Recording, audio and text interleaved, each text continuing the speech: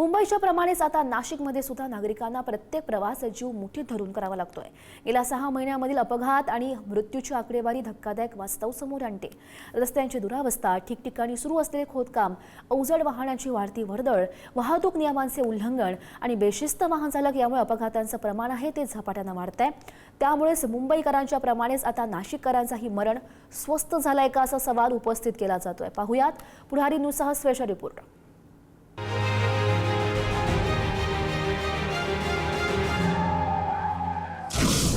हे आहेत आनंद चांदवले, नाशिकच्या उपनगरात राहणारे एक सर्वसामान्य नागरिक। आजही त्यांच्यासाठी 1 वर्षापूर्वींचा तो काळा दिवस विसरणं अशक्य आहे। नुकतीच शिक्षिका झालेली त्यांची लेक वृषिका एका क्षणात त्यांच्यापासून कायमची हिरावली गेली आणि स्वतःचा एक पायही त्यांनी गमावला। रामदास स्वामी चौकातून दुचाकीवरून लेकीसोबत जात असताना भरधाव ट्रकनं त्यांच्या दुचाकीला मागून धडक दिली।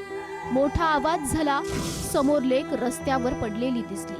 तिला उठवण्यासाठी त्यांनी हाक मारली, पण ती कधीच उठली नाही। स्वतः उठण्याचा प्रयत्न केला तेव्हा आपलाच पाय गुडघ्यापासून तुटल्याचं त्यांच्या लक्षात आलं। या घटनेला वर्ष उलटलंय, पण प्रशासनानं त्या ठिकाणी ठोस उपाययोजना केल्या नाहीत। परिणामी त्याच परिसरात डॉक्टर वंदना निकुंभ यांचाही कंटेनरच्या धडकेत मृत्यू झालाय।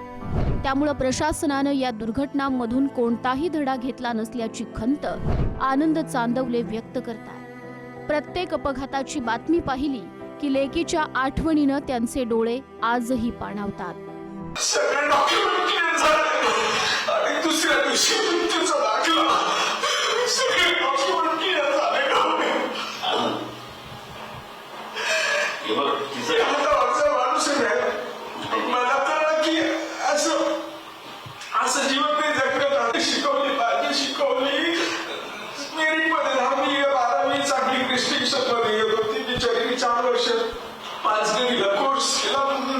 BSc नर्सिंग झाले रेड क्रॉस सोसायटीच्या हॉस्पिटल तिथे बेलर कॉलेज ऑफ नर्सिंग मध्ये आई वडिलांपासून लांब राहून केलं ते आणि मेरिट मध्ये 4 वर्ष चांगलं डिस्टिंक्शन मध्ये 5 नंबर लागला होता। 5 गणिला हो 5 गणिला नंबर लागला होता।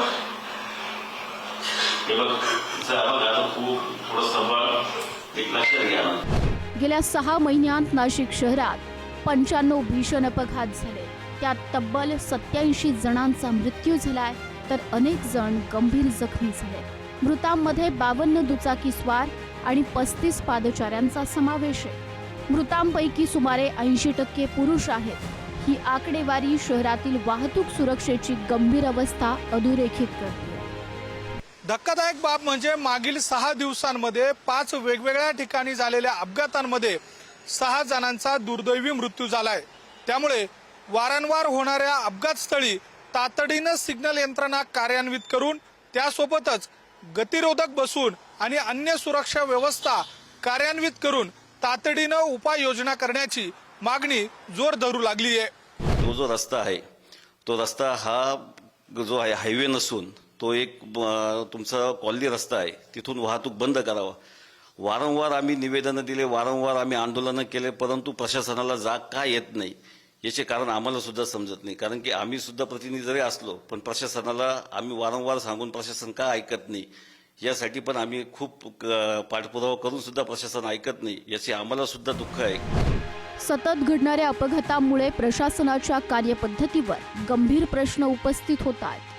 अतिशय रहदारीचा असलेला जो बळी महाराज चौक परिसर आहे तिकडे तातडीने सिग्नल व्यवस्था करण्यात यावी याची मी मागणी केलेली आहे। कारण तिथे अपघातांचे प्रमाण खूप वाढलेले आहे आणि सगळ्या बाजूनी तिथे जर तुम्ही बघितलं तर 5 ते 6 रस्ते एकत्र येणार आणि तिथे रस्त्यांचे कामं चालू आहे। त्याच्यामुळे जे खोदकाम वगैरे झालेलं आहे त्याच्यामुळे आधीच तिथे ट्रॅफिकची परिस्थिती अवघड असते। ह्या सगळ्या पार्श्वभूमीवर तिथे शाळा आहेत, कॉलेजेस आहेत, ज्येष्ठ नागरिकांना खूप अडचण येते रस्ता क्रॉस करायला। रस्त्यांच्या कामात हलगर्जीपणा करणाऱ्या किंवा सुरक्षेच्या उपाययोजना न करणाऱ्या दोषी ठेकेदारांवर सदोष मनुष्यवधाचा गुन्हा दाखल करण्याचे निर्देश देण्यात आले। मात्र केवळ निर्देश देऊन चालणार नाही, तर प्रत्यक्ष कारवाई होणं तितकंच महत्त्वाचं असल्याची भावना नागरिक व्यक्त करतात। पोलिसांचा अभिप्राय असेल की हे कॉन्ट्रॅक्टर्समुळे झालेलं आहे, तिथे तिथे मनपा स्वतः हा आर्थिक सहकार्याचा भार उचलेल आणि त्या कुटुंबांना आर्थिक सहकार्य करेल. जिथे हे अपघाताचे ब्लॅक स्पॉट्स आहेत हे ऍक्च्युली आपल्या अधिकाऱ्यांना माहीत आहे, त्यांचा रीच फक्त त्या प्रभागामध्ये अजून झालेला नाहीये, तर त्यांनी तात्काळ हा करावा. त्याच पद्धतीने आपण जे काही 52 ते 55 इंजिनियर इथे नेमलेले आहेत. वाहतूक विभागानं द्वारका चौक, आडगाव ट्रक टर्मिनल, बिटको चौक, अमृतधाम परिसरासह अनेक ठिकाणांना अपघात प्रवण ब्लॅक स्पॉट म्हणून चिन्हांकित केलंय. या ठिकाणी तातडीने अभियांत्रिकी सुधारणा, योग्य दिशादर्शक फलक, पुरेशी प्रकाश योजना, वेग नियंत्रणाची उपाययोजना आणि प्रभावी वाहतूक नियोजनाची गरज असल्याचं तज्ज्ञ सांगतात. तातडीने उपाययोजना जर करायचं असेल तर फर्स्ट जे हायेस्ट ट्रॅफिक झोन आहे त्याला तुम्ही सेफ करा. क्राऊडचं जे आपलं ट्रॅफिकचं जे मूव्हमेंट आहे त्याचं मूव्हमेंट खूप सेफ व्हायला पाहिजे. स्पेशली जे हजार्ड्स आहेत, खड्डे आहेत, कारण की काही दिसत नाही, काही कन्स्ट्रक्शनचं मटेरियल पडलेलं आहे, ते त्याला सिक्युअर करून त्यांना येणारा जाणारा मार्ग जे हजार्ड आहे ते किती कमी करता येईल ते इमिजिएटली ते करू शकतात. ते कारण की जेव्हा कन्स्ट्रक्शन जेव्हा स्टार्ट होतो ते IRC प्रमाणे त्यांना एक ट्रॅफिक मॅनेजमेंट प्लॅन बनावं लागतं. त्या IRC ना IRC 55 तुम्ही गुगल करा ते पण. तर त्याच्याप्रमाणे ते क्लिअर कट दाखवलं आहे स्टेप्स की तुम्ही कन्स्ट्रक्शन सुरुवात करायच्या आधी तुम्ही काय काय स्टेप्स घ्यायचे. ते घेतलं नाही आहे, त्यामुळे हे सगळे अनफॉर्च्युनेट ॲक्सिडेंट्स वाढत आहेत. आणि हे लवकर नाही घेतलं तर I am so sorry but अजून वाढू शकतं. गेल्या 6 महिन्यांत 87 जणांचा बळी घेणाऱ्या या रस्त्यांवर आजही परिस्थितीत फारसा बदल झालेला नाही. विकास कामांच्या नावाखाली खोदलेले रस्ते, अपुरी सुरक्षा व्यवस्था आणि निष्काळजीपणा याची किंमत नागरिकांना आपल्या जीवाने मोजावी लागते. आणखी किती बळी गेल्यानंतर प्रशासन जाग होणार हा प्रश्न प्रत्येक नाशिककर विचारतो. मुंबईमध्ये शाळकरी मुलाचा अपघातात मृत्यू असो किंवा पुण्यातील गटारीच्या पाण्यामध्ये पडून एका बालकाचा मृत्यू असो, अशा सगळ्या घटनांमधनं प्रशासन धडा घेत असतं. मात्र या संपूर्ण घटना ताज्या असतानाच नाशिकमध्ये एक धक्कादायक बाब समोर येते. विविध विकास कामं आता सिंहस्थ कुंभमेळ्याच्या अनुषंगाने सुरू आहेत. मात्र या घटना पाहता जीव किती स्वस्त आहे हे या सगळ्या घटनांमधून समोर येतंय. मी सध्या नाशिकच्या ITI सिग्नल परिसरामध्ये आहे आणि याच परिसरामध्ये जर बघितलं तर मोठ्या प्रमाणात वर्दळ असते. वाहनांची संख्या मोठ्या प्रमाणात दिसत असताना अगदी रस्त्याच्या बाजूलाच वळणावर या ठिकाणी एका पाईपलाईनच्या वॉलसाठी करण्यात आलेला जो एकूण कामाचा भाग आहे तो जर बघितला तर मॅनहोलसाठीचा असलेला ढापा, त्यासोबतच ज्या ठिकाणी वॉल या ठिकाणी बसवला जातोय त्यासाठीचं केलं गेलेलं काम जर बघितलं तर कुठल्याही स्वरूपाचं या ठिकाणी बॅरिगेटिंग केलं गेलेलं नाहीये. सुरक्षेच्या अनुषंगानं कुठल्याही उपाययोजना केलेल्या गेलेल्या नाहीयेत.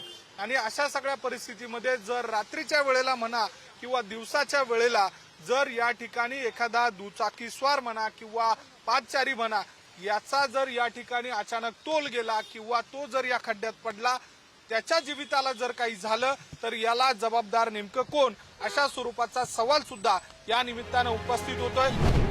सिंहस्थ कुंभमेळ्याच्या पार्श्वभूमीवर नाशिकमध्ये मोठ्या प्रमाणावर विकास कामं सुरू आहे. मात्र त्याचबरोबर नागरिकांच्या सुरक्षेलाही तितकंच प्राधान्य देणं गरजेचं आहे. रस्त्यांची गुणवत्ता, वाहतुकीचं नियोजन आणि कठोर नियमांची अंमलबजावणी याकडे प्रशासनानं तातडीनं लक्ष देण्याची मागणी नागरिक आणि लोकप्रतिनिधी यांच्याकडनं केली जात आहे. नागरिकांचा जीव स्वस्त नसतो, त्यामुळे प्रशासन आता कृती करणार की आणखी एखाद्या दुर्घटनेची वाट पाहणार हा प्रश्न प्रत्येक नाशिककर आता विचारत आहे. व्हिडिओ जर्नलिस्ट मयूर बारगजेसह मी किरण ताजने, पुढारी न्यूज, नाशिक.